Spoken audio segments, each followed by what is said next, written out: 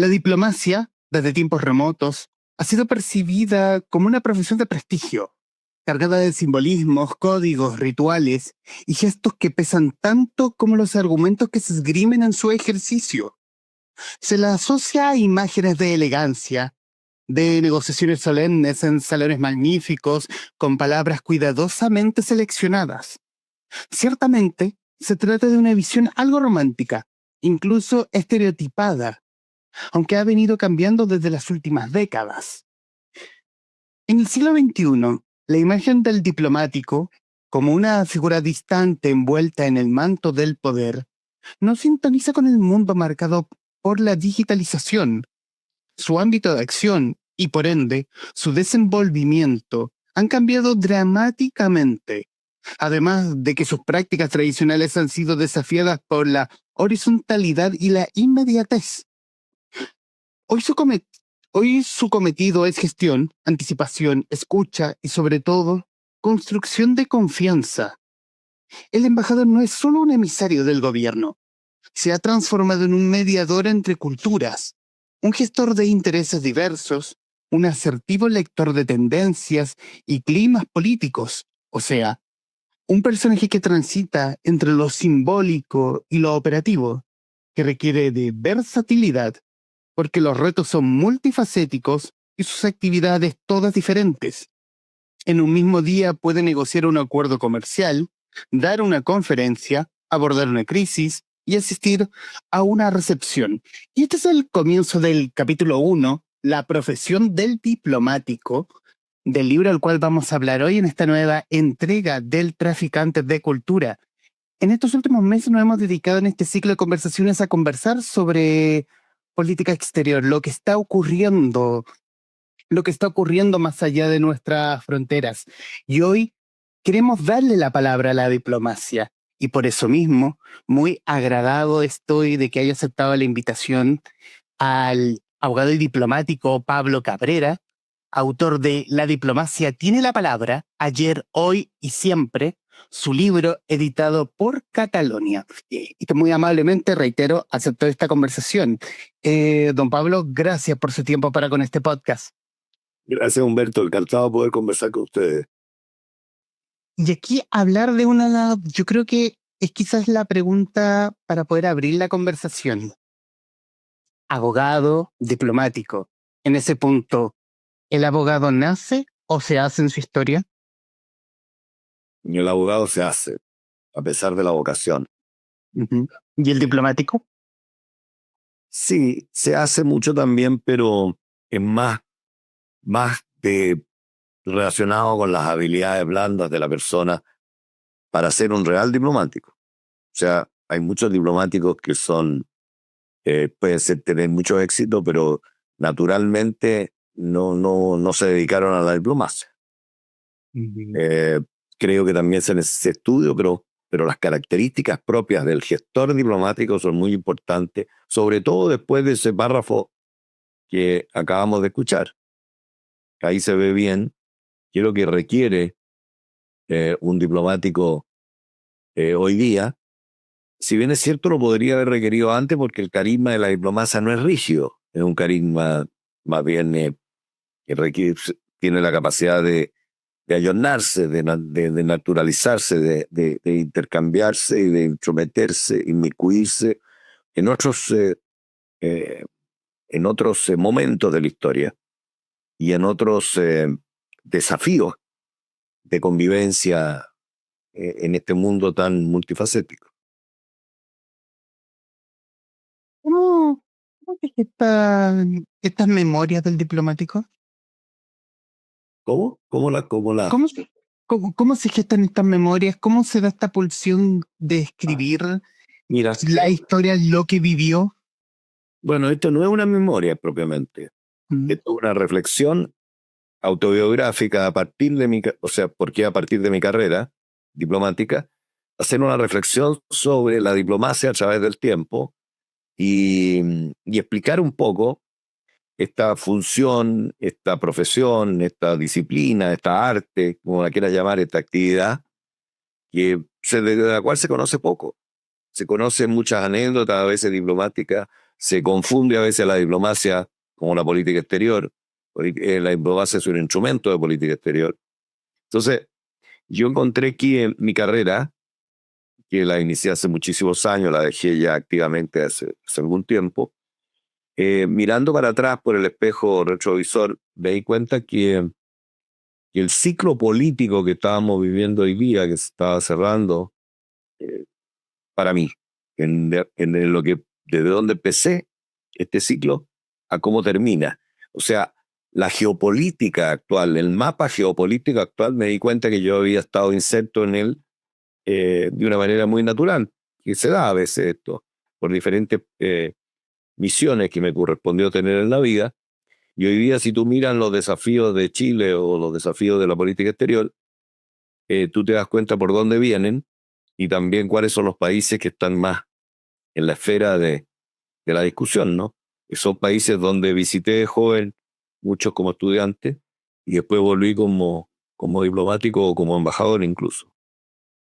Entonces, conché que era bueno entregar esta visión, esta reflexión, apalancada en la historia, en la experiencia, con el objeto de dar a conocer un poco más y lo que es la diplomacia, que está para muchas cosas estereotipadas en cuanto a qué es lo que hace un diplomático. Por eso ese párrafo es muy bueno para poder iniciar una conversación, porque se ve cómo ha cambiado, ¿no? Cómo se ha ido adecuando a los nuevos tiempos. Y por el otro lado, es ver cuál es su valor intrínseco propiamente tal, porque muchos, en un mundo tan conflictivo, tan confrontacional, con tantas disputas, incluso con guerra, se puede pensar que la diplomacia ha fracasado y que no existe. Vamos a hablar de eso, pero quiero quizás entrar en la historia propiamente tal. Eh, Usted entra a la Cancillería en la finales del gobierno de Eduardo Frei Montalva. ¿Cómo era esa época? ¿Cómo era la Cancillería en esa época? Claro, esa era otra cancillería, era una cancillería. Bueno, vivíamos en 1969, 1970, era el apogeo de la Guerra Fría.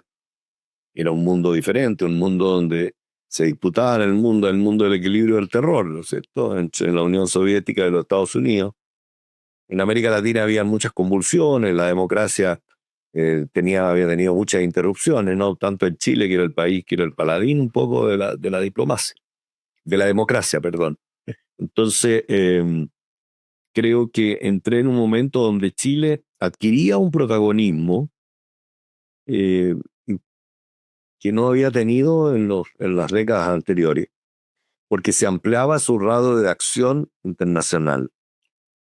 Cuando Eduardo Frei sube a la presidencia en 1960 y a fines del 64, del 65 al 70, eh, se abre un campo de relaciones con el mundo socialista, comunista, detrás de la cortina de hierro, que se llamaba, que había sido lo que había, la estructura después de la Segunda Guerra Mundial, ¿no es cierto? Después cómo se había estado distribuido el mundo.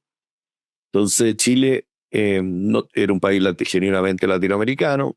Latinoamérica no marcaba mucho en la agenda. Latinoamérica era considerado el patio trasero de los Estados Unidos, del Río Grande al sur era considerado todo un mundo nuevo. Chile en ese momento, en términos geopolíticos, en el mapa mundial estaba ubicado en uno de los confines del mundo. Detrás de Chile solo existía el Polo Sur. O sea, siempre éramos considerados un país muy lejano de los centros de poder, de las comunicaciones. No más, era un país que se conocía quizás por su cultura política, por su democracia dentro de un mundo muy convulso, pero se empezó a abrir ese mundo y durante mis primeros años de diplomático y pude ver, no teníamos relaciones con Bolivia, hoy día tampoco tenemos. Y mi primer puesto fue Bolivia. Ahí hay muchos temas, se trataron o sea, se reanudaron las relaciones por un tiempo, me tocó participar en la reanudación, incluso ser un tercer secretario, un cónsul en Bolivia, cuando se reanudan las relaciones, se habían roto en 1962, por el desvío de las aguas del río Lauca. Y hubo un intento de reanudar la relación y se llegó a lo que se llamaba el Acuerdo de Saraña, donde se iba a hacer un intercambio territorial y Chile supuestamente, de acuerdo a eso, iba a dejar de limitar con el Perú y íbamos a tener un nuevo mapa geográfico en el norte de Chile, pero habían algunas disposiciones que impedían esto hacerse sin la consulta al Perú, cosa que no prosperó, pero me tocó vivir esa experiencia de negociación importante, limítrofe, territorial, vecinal. El tema vecinal era central en Chile. Éramos un mundo que estábamos más cerca del término de la Segunda Guerra Mundial, muy marcado por lo que había sido la guerra propiamente, la destrucción de Europa, la violencia, la cantidad de muertos, cómo se había distribuido nuevamente el poder, cómo había quedado estructurado el mapa del poder. No era la primera vez, pero era la Segunda Guerra Mundial, quizás el evento de confrontacional más dramático y más importante de la historia contemporánea. Entonces, la diplomacia para Chile era muy distinta a lo que es de hoy día. Una diplomacia más pausada, más reflexiva, donde había valija diplomática, o sea, usted mandaba las comunicaciones de la embajada, se trasladaba por avión o por buque, la valija diplomática llegaba al otro lado, había un tiempo de reflexión y se respondían las comunicaciones a través de eso. Entonces, creo que los cambios tecnológicos de hoy día nos hacen mirar, marcar el mundo de una manera muy diferente, como que la rapidez con que vivimos hoy día nos apareció súbitamente. Entonces, ese manto de poder del diplomático, del intermediario, del enviado plenipotenciario y extraordinario que llevaba la representación, la capacidad de negociar y de comunicar de un estado a otro y de representar, se vio diluida bruscamente por la tecnología, el cambio de la tecnología. Entonces, podemos hablar que hay dos periodos muy distintos, o tres o cuatro periodos en los cuales la diplomacia ha ido marcando su manera de ser y ha ido a la par con lo que es el posicionamiento de Chile en el escenario mundial y lo que es la identidad y la impronta de Chile en ese escenario. ¿Cuáles eran las prioridades? ¿Cómo era conocido? ¿Cuál era el vecindario? ¿Cómo se acomodaba? ¿Cómo se trabajaba? Era muy distinto. Acuérdense que las primeras señales de integración fueron en la década del 60. El Tratado de Montevideo, que lo fue la LALC, se acuerda de la Asociación de América Latina, de Integración Económica, el Pacto Andino, la Organización de Estados Americanos. Así había un sentido, un sentido de comunidad muy importante, con el objeto de poder integrarnos y cooperar internacionalmente y insertarnos, por ende, en un mundo distinto al de hoy día. Y es interesante, sobre todo mirándolo, la labor de hoy, cuando se ningunea de alguna forma la labor diplomática, respecto de que tenemos que trabajar en comunidad, porque como un buen vecindario, por muy disruptivo que sea tenemos que trabajar en comunidad y no ser islitas, tirándose palabrotas unas con otras. Bueno, ese es el ideal, ¿no? Porque hay una unidad, primero de lengua, ¿no? La palabra en diplomacia es muy importante, cómo se comunica. Las tres misiones fundamentales de la diplomacia son eh, representar, comunicar y negociar. Esas son las tres principales. Y después está todo el sentido de la cooperación para el conjunto. No hay una bala de plata, un país hoy día, bueno, hoy día, en el mundo de hoy.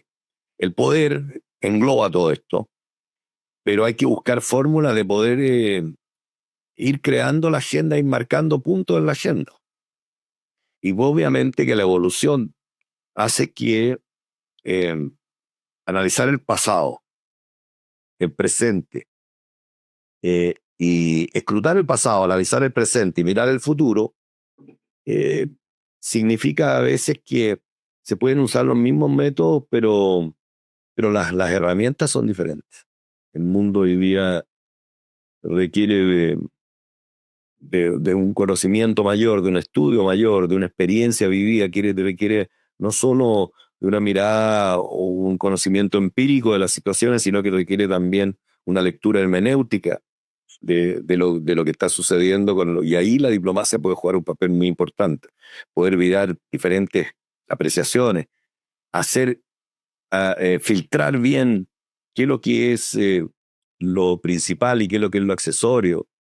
Eh, dónde, dónde habría que poner énfasis en alguna situación, ver también y no caer en la tentación a veces de usar indistintamente la percepción y la realidad como algo que es como natural de las personas, y eso es un gran problema que hay hoy día. Mucha gente cree que está actuando frente a una realidad y a veces es su propia percepción de la realidad. Y yo creo que está muy marcada por los hechos, por las circunstancias, por el conocimiento, pero la diplomacia ahí tiene una tarea, una labor de saber separar, filtrar y alertar sobre estas situaciones. Por ejemplo, hoy día, cuando todo tecnológico y las comunicaciones han resentido la intermediación de las instituciones tradicionales como la academia, eh, el parlamento, la política, la iglesia, que eran los amortiguadores tradicionales de poder canalizar la información, el exceso de información. Hoy día vemos que hay otros actores que participan y que a veces confunden mucho la situación.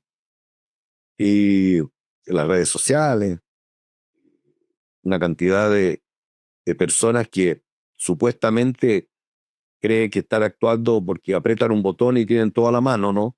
Eso es la realidad en cuanto a la toma de decisiones.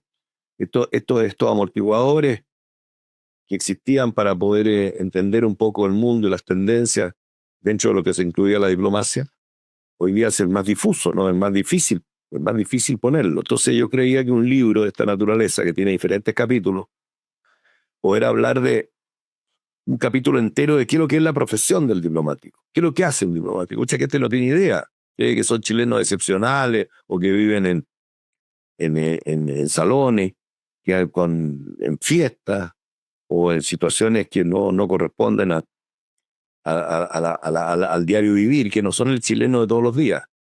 Y es un chileno de todos los días el diplomático, y que además tiene que ser las 24 horas representante de su país. Entonces es un desafío bastante grande, y es un desafío para la sociedad conocerlo y darle el valor, porque los métodos de la diplomacia hoy día también son importantes para la política interna, ¿no? Cuando hay crisis por doquier y de diferentes tipos, ¿cómo se solucionan esas crisis? Y yo creo que con la intervención de la diplomacia a veces se permite que esa crisis no se transforme en un caos, que se encauce, se busquen mecanismos de abuenamiento cuando hay mucha contradicción. Y hoy día, justamente, con mayor razón, sirve para la política interna incluso.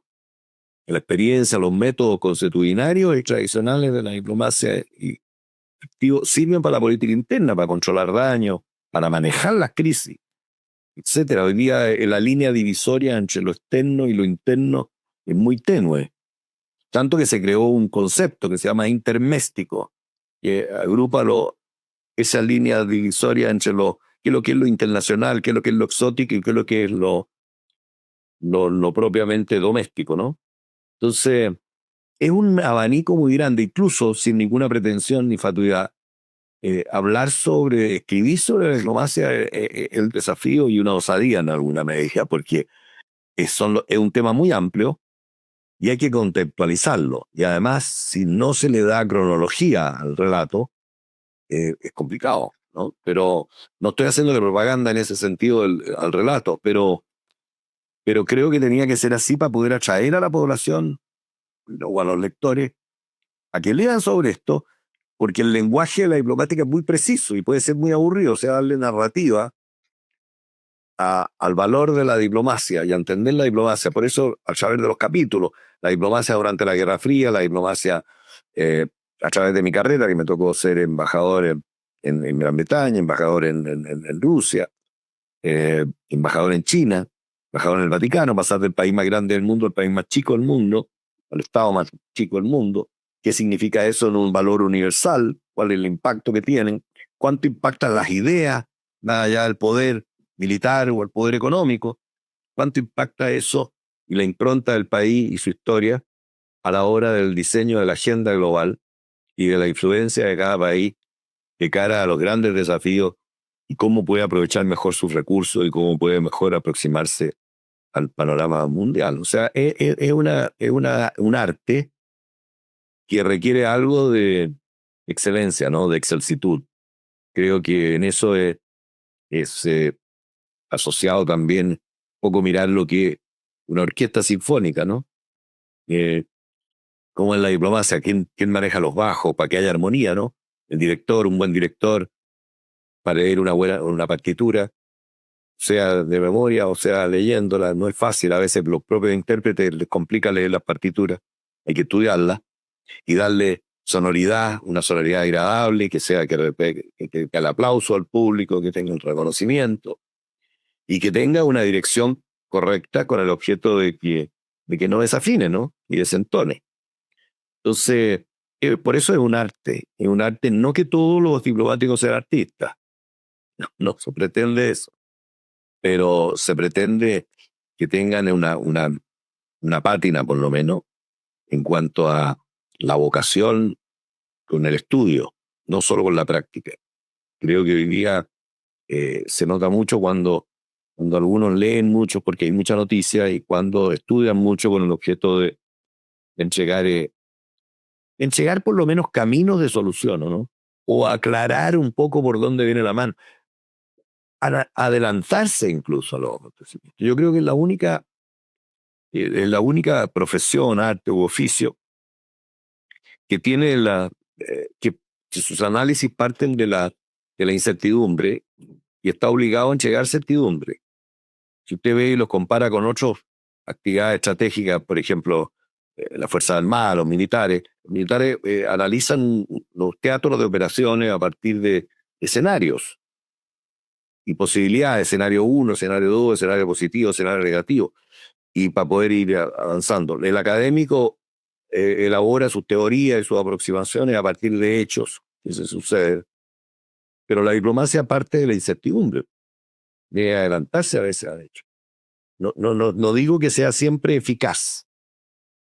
Hay actos que pues, no depende mucho de la situación global, depende mucho de la conducción, depende mucho del escenario, de los gobiernos y una cantidad de cosas. Aglutina temas económicos, políticos, sociales, tecnológicos. Entonces, no se puede decir que si su valor intrínseco es velar por la paz y la seguridad, no porque una gestión fracase o no tenga fruto, o porque haya una guerra, ha fracasado la diplomacia. La diplomacia va a seguir trabajando para que la guerra termine y haya paz y seguridad. O sea, es muy multipinta, muy desafiante y todo ese glamour de la diplomacia hay que matizarlo, porque las épocas, como usted leyó, son distintas, ¿no? Antes los diplomáticos vestían uniforme, andaban en carruaje, había diferentes formas de con quién se relacionaban, la majestuosidad del cargo, de los salones o de las representaciones. Hoy día todo es mucho más inmediato, se requiere mucho más motricidad fina. Yo te pregunto, tú me respondes, no hay tanto tiempo para la reflexión. O sea, los atributos blandos de las personas se enfatizan. Dice, claro, quizás como desde otra percepción uno imagina la labor diplomática, nomás parece una película de James Bond. Mucha acción, muy distinguido, muy inglés. Todavía, yo me lo imagino, en el libro hablo de eso. Hay muchas actividades, muchas cosas. A mí me tocó algunas actividades, por eso yo insisto que no son memoria. Yo elijo hechos o anécdotas, pero ninguna al azar.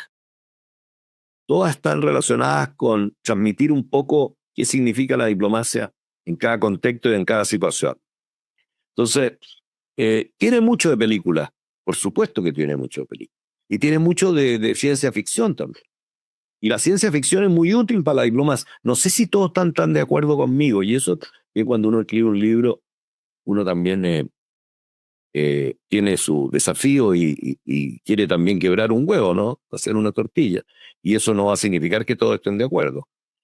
Pero yo creo que sí tiene importancia lo que estás diciendo en el sentido de una película, porque si uno ve lo que era antes de la inteligencia artificial y antes de estos escenarios tecnológicos, eh, había mucho de eso, el secretismo, la confidencialidad, la cifra, los mensajes. Algunos creían que los diplomáticos eran actores, que nunca decían que sí, nunca decían que no, siempre estaban actuando y tenían un segundo objetivo. Hoy día yo diría que deben ser más dramaturgos, tienen que preparar, actuar, montar, exhibir y dar resultados. O sea, tienen que montar alguna obra e incluso tiene que a veces ser audiovisual. Entonces, es muy completa el trabajo, no todo que sean perfectos y nadie es perfecto. Y tiene que ir en la línea con la historia del país, con las necesidades del país. Ahí hay una cosa interesante, es cómo actúa de cara al país.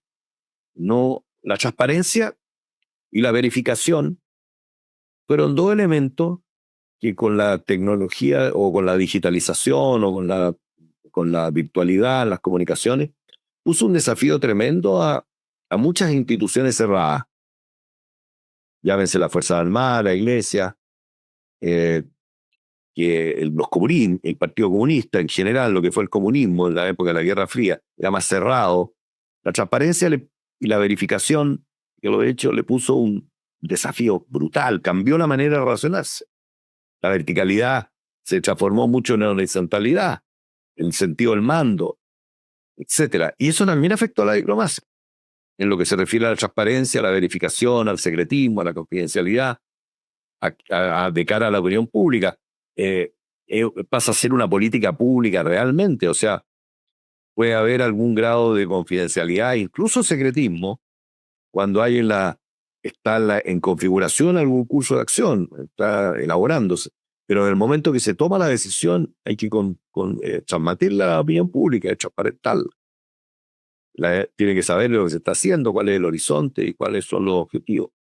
Entonces, el diseño de una estrategia puede tener mucho de política, de película, de film y de ficción. Pero de hecho hay un capítulo ahí en mío que se llama La diplomacia para el tercer milenio, donde hablo de la inteligencia artificial, de cómo la ha impactado, del Homo technologicus, cómo el Homo sapiens con el Homo technologicus ha de compaginar su actividad, cómo los drones cambiaron a veces la acción de escucha o de búsqueda de alguna información. Eso no significa que la persona humana se restó, pasó. Por eso es importante el capítulo de donde hablo sobre que no es la primera vez hoy día, sobre las máquinas, ¿no? Que iban a reemplazar al hombre. Hay muchas encíclicas, yo fui embajador del Vaticano, hay muchas encíclicas que ya, la encíclica Pacem in Terre del Papa Juan XXIII, elaborada ya en el año 62, 61, 62, 63, uno de esos años, elaboró sobre el desafío que significaban las máquinas, si iba a reemplazar al hombre, los algoritmos, etc. Ya te estoy hablando de los años 60, del siglo pasado. Se elaboraba y se hablaba de eso.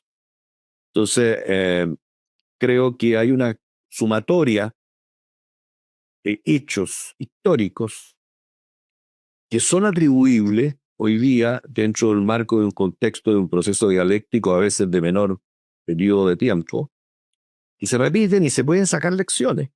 Por ejemplo, de cara a lo que está sucediendo hoy día con el gobierno de Estados Unidos, los cambios y cómo ha afectado a la agenda, al mundo, a las personas, a la vida cotidiana de las personas, a la democracia, a los valores que siempre han estado presentes en los Estados Unidos, que eran la punta de lanza frente a otras teorías o tendencias disruptivas en el mundo que no comulgaban con nuestra cultura, con el valor de la democracia.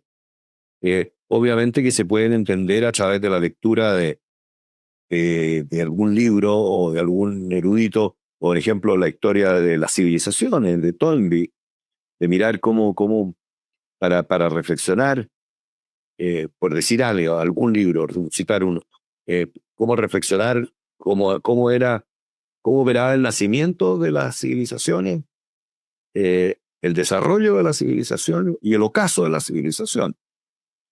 Y muy interesante ver a veces similitudes con lo que está sucediendo hoy día, ¿no?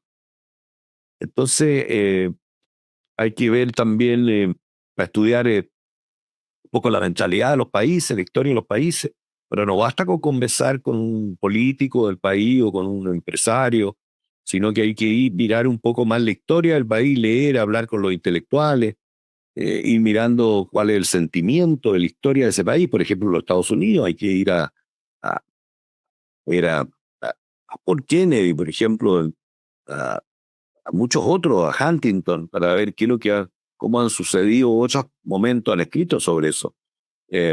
Cómo reacciona los Estados Unidos frente al tema de su identidad, cómo se forja la identidad mexicana, cuánto entiende uno que algunos grupos importantes hoy día que ganaron la elección, incluso está cumpliéndose un año de que Donald Trump asumió el poder hoy día, justamente, en un día bien especial dentro porque se cumple un año, justamente cuando estamos hablando de esto, que recurrir un poco a la identidad americana y ver cómo los que gobiernan hoy día han ido mostrando cómo los Estados Unidos se han sentido que frente al mundo multilateral, se han sentido que el mundo multilateral les ha sido infiel en tanto cuanto han contribuido a crear el mundo multilateral. En cuanto a la contribución, en cuanto a las ideas, en cuanto a la participación como primera potencia rectora del mundo, ¿no? Entonces, entender un poco desde los colonos ingleses que llegaron a Estados Unidos, cómo se fue forjando la nación, la identidad, eh, y cómo puede buscarse referencia a lo que está sucediendo hoy día, avalado en lo que se dice, no en pura teoría o locuraciones. Hay que analizar el discurso de hace un año atrás de Donald Trump cuando asume la presidencia para... él se refiere a quiénes son sus referentes, habla del presidente McKinley, que lo que hizo el presidente McKinley en su época, habla, está presente al lado de él los grandes magnates de las comunicaciones, de la inteligencia artificial, etcétera. Para el poder de las comunicaciones, mostrar cómo el poder de las comunicaciones iba a ser el MAGA, ¿no? El Make America Great Again. O sea, la diplomacia tiene que trabajar con esos elementos. Estoy tomando el tema de los Estados Unidos, pero podemos tomar el tema de Gran Bretaña. Gran Bretaña fue la potencia rectora del siglo XIX y vemos que esa potencia rectora del siglo XIX desaparece con la Primera Guerra Mundial, con el término de la Primera Guerra Mundial, con la desaparición de los imperios. Y yo creo que hoy día, si lo analizamos un poco más cercanamente, con más detención, vemos que hay similitudes en el mundo que estamos viviendo hoy día con el que se vivió después de 1918. Entonces, creo que las comparaciones a veces muy cercanas también pueden distorsionar. Y ahí está la diplomacia para filtrar, analizar, precaverse de que a veces la cibernética puede ser muy complaciente para muchos, para resolver los problemas. Se requiere muchas veces más reflexión personal, el valor de la persona en la gestión, las habilidades blandas de las personas. Después, eso de cara a lo presente, lo futuro, lo pasado, ¿no? Pero creo que este libro lo escribí pensando sin ninguna pretensión en llegar un poco más de antecedente cuando el mundo está muy desordenado. Yo creo que pueden llegar algún dato o algunos datos para atizar a algunos en cuanto a la necesidad de ordenarlo, pero o por lo menos aspirando a ordenar el desorden. No pretendo que pide, pero todos hablan de la configuración de un nuevo orden mundial. Y el nuevo orden mundial, hasta hoy día, hemos trabajado mucho, pero nos damos cuenta que la base del orden mundial vigente está todavía en Westfalia, en 1700 y tanto, 60 y tanto, que es el tema de la soberanía de los estados. Y hemos vuelto a eso, pasamos por un periodo enorme del derecho a proteger a las personas, que la persona pase a ser el centro de la agenda global. Ojalá siga siendo, y yo todavía creo que es, pero estamos con una tendencia muy brutal a darle más importancia de nuevo a la soberanía de los estados, que es muy importante, obvio, no lo estoy relativizando, pero hay que darle importancia a otros temas para buscar caminos de entendimiento y darle bajada a este mundo confrontacional que estamos hoy día, que no nos favorece mucho. Entonces, el imperio del derecho, Chile tiene una tradición en eso, con don Andrés Bello, la codificación del derecho de gente. Con don Andrés Bello, nosotros, es decir, el derecho es nuestro mejor amigo, nuestro mejor aliado, nuestro mejor consejero, en lo que es para nuestra inserción en el escenario mundial. Entonces, tenemos que trabajar en muchos frentes, muy versátilmente, pero apalancado en nuestra propia historia, en nuestra propia identidad. Yo a veces les pregunto, yo fui director de la Academia Diplomática, ahí hay un capítulo al final donde yo hablo un poco de eso. No quise ser autorreferente, ni mucho menos, pero llegar a alguna idea en cuáles son las áreas donde yo he trabajado más cercanamente, ¿no? Más allá de los países donde me tocó ser embajador, pero está el área de cómo se forja un diplomático de cara a los grandes desafíos de hoy día y por dónde se puede caminar, ¿no? Frente a la vorágine de la tecnología. Avalado en una experiencia de haber sido director de una academia diplomática, de forjador donde se forjan o se preparan los diplomáticos del siglo XXI. Por otro lado, ver el tema de la cultura, que es el tema central. Conocer otras culturas. ¿Cuál es la aproximación de las otras culturas a la vida, a otras culturas a los sentimientos, a las tendencias políticas? O sea, mi experiencia en haber negociado como embajador en China, haber participado en la negociación, como embajador en China en la negociación del Tratado de Libre Comercio, que fue el primer país del mundo individual que negoció un Tratado de Libre Comercio con China. Me entregó una oportunidad enorme para conocer aspectos importantes de la idiosincrasia china y de la manera de negociar de los chinos. Y los chinos hoy día son uno de los actores centrales del escenario mundial.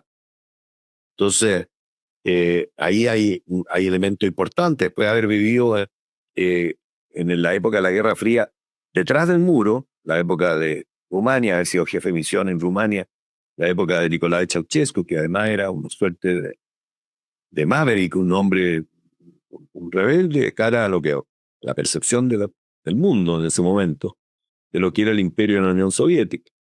Entonces, y después darse cuenta que muchas cosas esas no eran realidad. Y después de haber vivido sin muro en Rusia, que no hubo una revolución épica de cambio de la Unión Soviética a Rusia, pero no hubo un cambio de personas. Las personas pudieron cambiar, pero eran personas forjadas en la Unión Soviética y había muchos ritos, muchas costumbres, muchas situaciones del Homo Soviéticus. Hay un libro que se llama El Homo Soviéticus, que es de una escritora bielorrusa que ganó el premio Nobel. Svetlana Alexievich. Así es. Y ahí uno puede entender un poco qué significó liberarse, ganar libertad, pero perder otras cosas que tenían, ¿no? Y esa etapa de transición, entenderla desde la perspectiva de haber vivido, estoy hablando de la experiencia personal como diplomático, ¿no? Haber vivido en un mundo durante 3 años y medio en un país comunista, viviendo el régimen comunista por lo total, y después de haber vivido en el corazón y en el momento del Homo Soviéticus, los desafíos del Homo Soviético, las contradicciones del Homo Soviético. Y ese libro es muy palpable y muy estupendo, por eso lo destaco muy bien. Después las reflexiones de Solzhenitsyn respecto a Occidente y Oriente y a Rusia. algunas otras reflexiones sobre lo que es el Oriente y lo que es el Occidente y dónde se pueden encontrar, ¿no? Desde el siglo I, la línea divisoria herodotiana del este y el oeste, dónde estaban los recursos, cuáles son los recursos, el agua y la tierra, marcaron la esencia del este y el oeste de lo que eran las fricciones y la geopolítica del momento. Y hoy día hablamos de la geopolítica de los recursos, donde tienen importancia todos los minerales que son centrales para el desarrollo tecnológico del mundo de alta gama, los pasos marítimos, el transporte, las cadenas de valor, etcétera, donde las reservas de agua, las reservas minerales, donde nosotros los chilenos tenemos un posicionamiento estratégico, geográfico diríamos, porque el posicionamiento estratégico todavía lo estamos configurando de cara a estos nuevos desafíos, un posicionamiento geográfico tremendamente favorable. Nosotros somos un país por antonomasia marítimo, de mar abierto, no son muchos los países de mar abierto. Si uno mira el mapa y abre los hemisferios, corta el mapa mundi y abre los hemisferios, son muy pocos los países de mar abierto de proyección marítima, donde pasamos a ser, de acuerdo al escenario y al cambio, pasamos de estar en el último confín del mundo al centro mundo donde convergen los 2/3 del Producto Mundial y los 2/3 de la población, que es el área del Océano Pacífico, los países que convergen en el Océano Pacífico. Entonces, y cerca de la Antártica, ser un país continental, marítimo y antártico. O sea, pasar por toda esa, y desde la perspectiva que usted me pregunta, haber estado en negociaciones cruciales y muy difíciles de Chile, lo digo sin ninguna pretensión, porque la vida es así, a uno lo toca. Me tocó. Y actuar como diplomático. Eso me dio, creía yo, alguna credencial para poder escribir este libro, para poder reflexionar. No le pido a todos que les guste, pero hacer una narrativa amena un poco para poder explicar dónde está Chile y cuáles son las prioridades y cómo se ha movido este Chile democrático. Hay un capítulo que me pareció esencial, que puede ser novedoso para alguno, de que se llama el Chile tridimensional.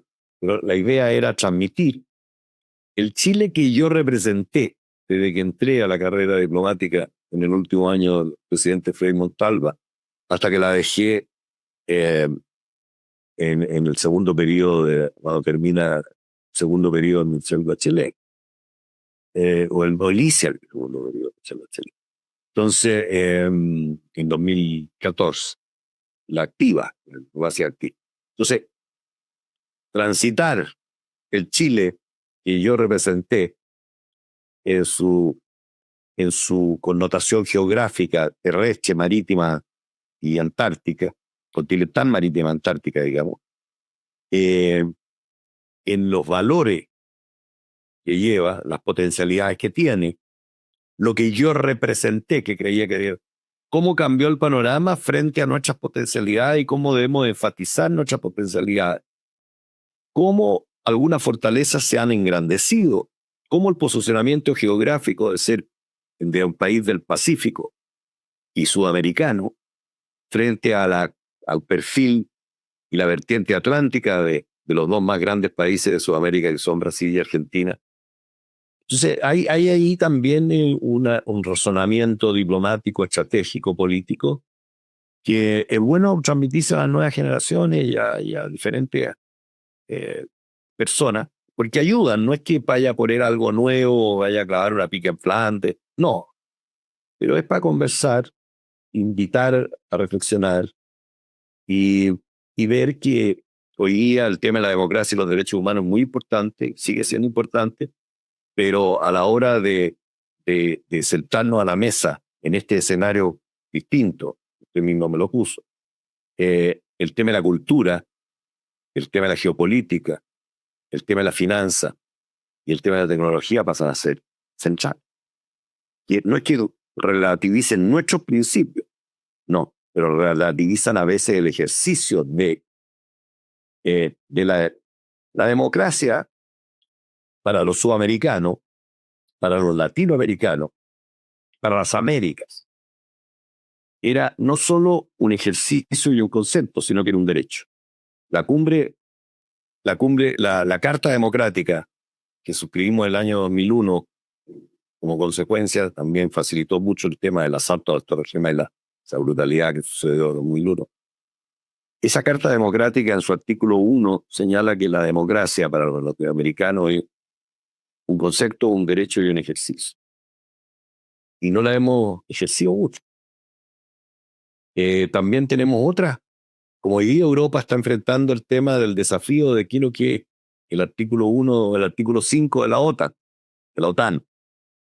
El artículo 5 de la OTAN dice que el ataque a un miembro territorial, a uno de los miembros, se entiende que a todos. Se verá cuál es el mecanismo para reaccionar. No dice cuál será, pero que hay que reaccionar porque se entiende un ataque. Es más o menos lo mismo para nosotros en cuanto también tenemos, hay otros tratados interamericanos de asistencia recíproca, pero eso no tenemos tiempo de entrar porque ni siquiera yo entré en el libro. Pero hay desafíos comunes que requieren hoy día, con mucha fuerza y con mucha demanda, un posicionamiento, ojalá, comunitario y cada vez más entendible, con el objeto de poder marcar los temas duros de la gente. Si Europa está con un desafío tremendo, hoy día los temas duros de la gente, imagínate América.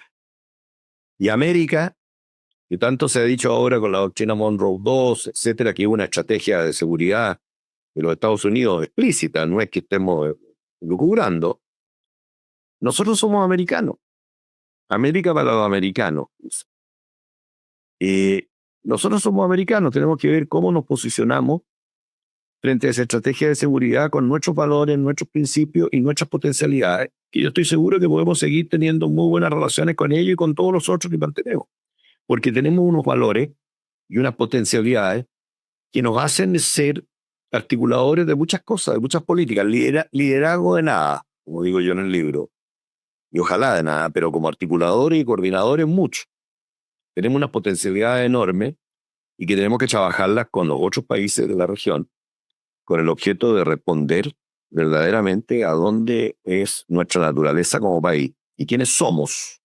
Hay preguntas básicas. ¿Quiénes somos? ¿Dónde estamos? ¿Para dónde vamos? Es tan importante hoy día de cara al posicionamiento estratégico que vamos a tener. Yo creo que no hay ninguna duda que somos del sistema perteneciente al orden liberal o la cultura occidental, no hay ninguna duda. Todos nuestros sistemas están basados ahí. Tenemos una independencia y una estupenda posición geográfica a negociar con los países y comerciar con los países del Asia-Pacífico. Como durante 40 años aplicado la política del regionalismo abierto, que hoy día nos ponen un signo de interrogación algunas teorías y algunos desafíos que hay en el mundo, impulsados por las grandes potencias o por los Estados Unidos o por otros. Estamos en guerra. Hay una guerra en el corazón de Europa y no hemos sido capaces de solucionarla. De alguna manera, hoy día la preeminencia tecnológica hace que algunos se sientan siempre que están compitiendo por la privacidad tecnológica, que eso significa una guerra tecnológica. Otros hablan de una guerra cultural. No se te olvide que hablan de una guerra cultural. Si estamos hablando de guerra tecnológica, cultural, física, es decir, la alternativa, el remedio, por lo menos que actúe, ojalá actúe, que no sea terminal la enfermedad, es la diplomacia, al que recurrir más cerca, donde hay más experiencia, donde hay historia, donde hay éxitos, y por cierto que hay fracasos, pero eso no significa que sea el concepto que ha fracasado. Por eso yo digo tiene la palabra, y al decir tiene la palabra ayer, hoy y siempre, significa que hay que darle valor a la palabra. Por eso esto de la percepción y la realidad que decía yo es muy importante. Las definiciones de los conceptos hay que ir a ello, porque he dicho muchas veces, si fuera por declaraciones, estaríamos en la guerra mundial hace mucho tiempo. Por eso se le reclama responsabilidad a los comentaristas, al periodismo, a la academia, con el objeto de no atizar más rivalidades e indiferencias, sino que más bien buscar mecanismos que neutralicen esas rivalidades y esas diferencias en beneficio de la paz y el desarrollo, de la innovación y el desarrollo. La innovación significa mover el statu quo. Para mover el statu quo hay que conocer el producto del mundo hoy día. ¿Quién es el que mejor conoce el mundo? Después hay que tener experiencia y redes de contacto y ponerlas al servicio de los otros.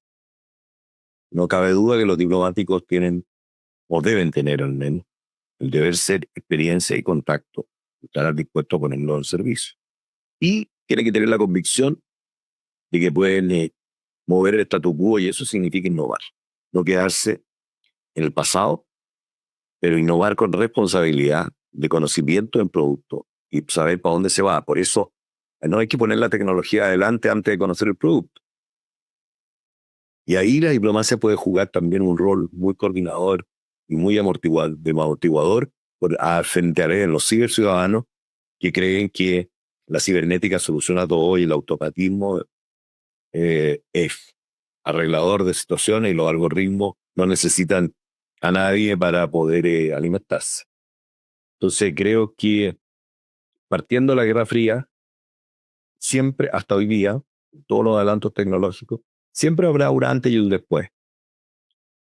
Y va a poder sacarle partido para saber cuál es la diferencia, dónde se enfatizó una cosa o la otra, y cuáles son los desafíos del después, si se ha podido superar ya los problemas del antes, porque a veces quedan ahí en el periodo de una época que termina con una época que surge. Siempre hay un intermedio, un interreño donde quedan algunos problemas que tienden a quedarse ahí. Ese es el desafío. Tratar esos problemas también. Tratarlos con el sentido de que corroen la coherencia, corroen la amistad y también dificultan la creación de confianza. O sea, hoy día a la confianza hay que agregarle la sinceridad, que va por la transparencia y con la verificación. Entonces, si no hay sinceridad para planteamiento, si no hay realismo para planteamiento, si no se conoce su propia historia, si no se conoce los desafíos, por dónde vienen, se prevén por dónde vienen, es muy difícil llegar a acuerdos porque son muchas las generaciones hoy día. Son muchos los viejos y son muchos los jóvenes. Antes eran los viejos y los jóvenes. Las generaciones de 25 años que marcaban diferencias. Hoy día son la generación de antes de la caída del muro y después, la antes de la pandemia y después, la antes de la emergencia de la inteligencia artificial y la después. Es un arte porque debe combinar todo eso. Debe también combinar el antes y el después con el objeto con un diálogo intergeneracional, un trabajo intergeneracional importante, se pueda contribuir a tener un mundo mejor. A Better World, como decían, ¿te acuerdas de la canción? Que nos animó a todos que creíamos que era el fin de la historia y la historia volvió con más brío. Entonces, for the Better World, debemos de trabajar con las herramientas que tenemos, pero hay que saber usarlas. Hay que acercarse a las personas más capacitadas, hay que recurrir a la ayuda de los expertos y ojalá a tipos que manejen la tecnología y enseñen a las nuevas generaciones a hacerlo. Y en ese punto, vemos en lo poderoso que puede ser la palabra y el uso que le podemos dar. ¿Cuánto pesa en ese sentido el silencio? Silencio, mucho, pero no puede ser eterno. El silencio tiene mucha simbología y el mundo de hoy, donde las culturas se entremezclan, hay que vivir y compartir con las culturas. No hay solamente que mirarlas desde fuera y decir que las conozco, hay que compartir con ellas, involucrarse con ellas. Y como hay diferentes culturas que han emergido, los símbolos son muy importantes. Y los símbolos, el silencio es un símbolo, pero tiene que tener contenido. No sé si me explico, pero creo que el tiempo para los orientales es distinto el sentido del tiempo que para nosotros. Y ellos creen que en el arte de la guerra, por ejemplo, los orientales, el Lin Tzu, ellos creen que el tiempo, que tiene otra contabilidad, en el caso frente a nosotros, que es muy rápido y queremos contarlo inmediatamente, nos desorienta. La calma, el tiempo, que para ellos es distinto que para nosotros. Entonces hay que también empezar a entender a las otras culturas, convivir con ellos, estudiar de ellos. Nunca te va a compenetrar totalmente, pero ellos han hecho un trabajo hace mucho tiempo. La cultura oriental siempre ha sido porosa frente a la cultura occidental, mucho más que nosotros a la cultura oriental. Basta mirar lo que fue el siglo XIX y antes, frente a los temas de la introducción de los grandes descubrimientos, las grandes situaciones de Occidente hacia Oriente. Basta mirar hoy día cómo conocen ellos o cómo vienen ellos, cuántos artistas orientales hay que representan nuestra cultura, cuántos, cuántos orientales, cuántos nosotros tenemos en los países de allá que representan la cultura de ellos. Estoy hablando de la música, la literatura. O sea, hay mucho trabajo por hacer ahí. No creo que haya que haber una confrontación cultural. Creo que la cultura debe ser el camino de entendimiento, junto con la diplomacia, junto con la tecnología. ¿Por qué no?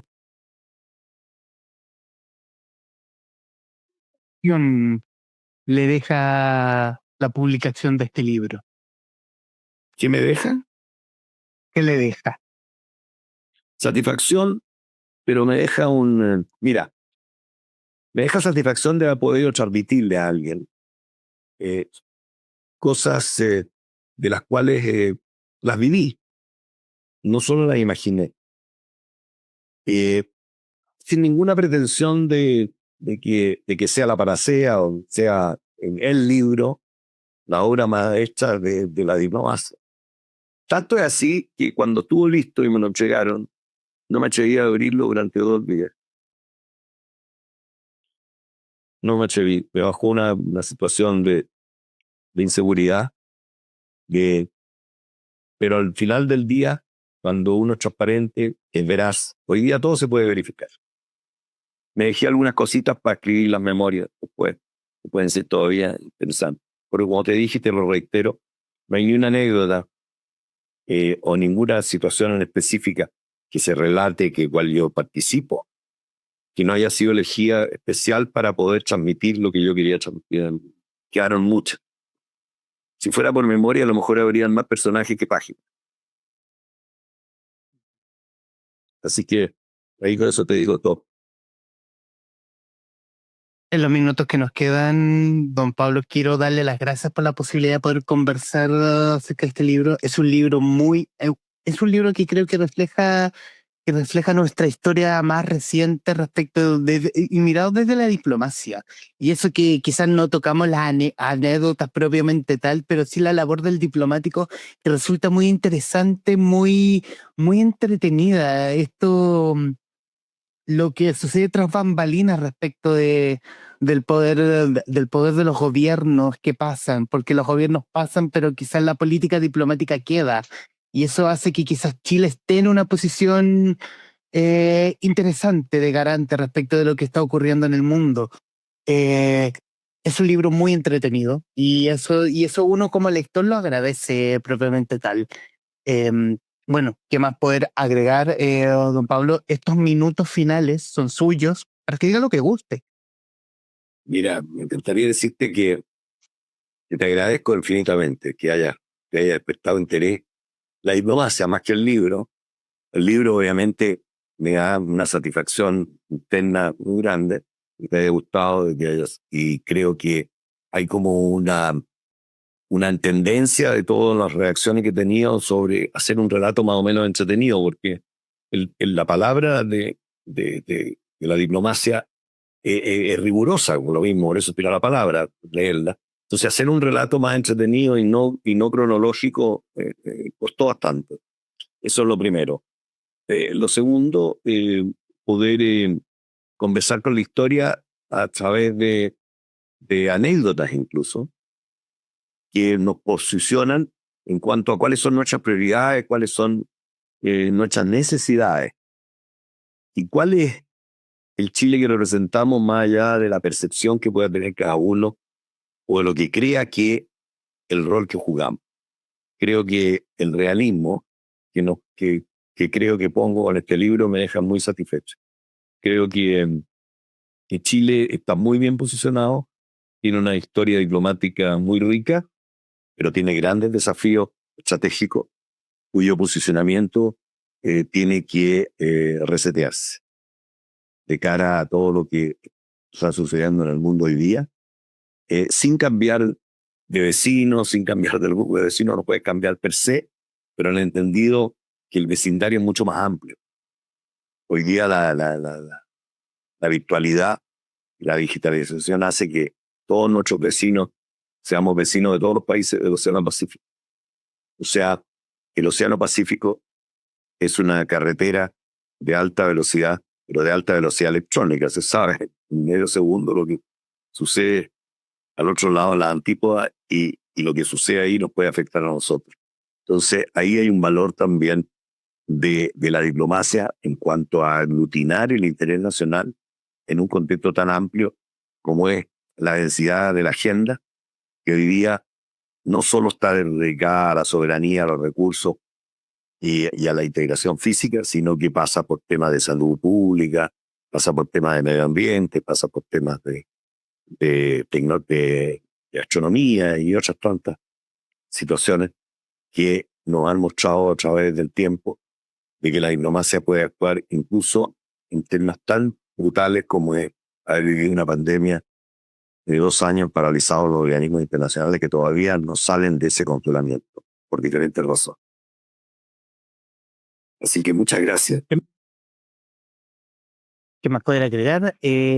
Conversamos con Pablo Cabrera, autor de La diplomacia tiene la palabra, Ayer, Hoy y Siempre, libro editado por Catalonia, en conversación con la guarida de los traficantes de cultura.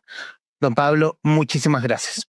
Gracias, Humberto. Encantado de estar en la guarida hoy día y alguna vez, un día más, si es que oso escribir alguna otra cosa.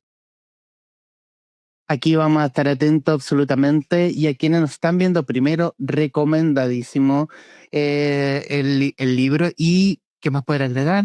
Gracias por estar ahí. Adiós.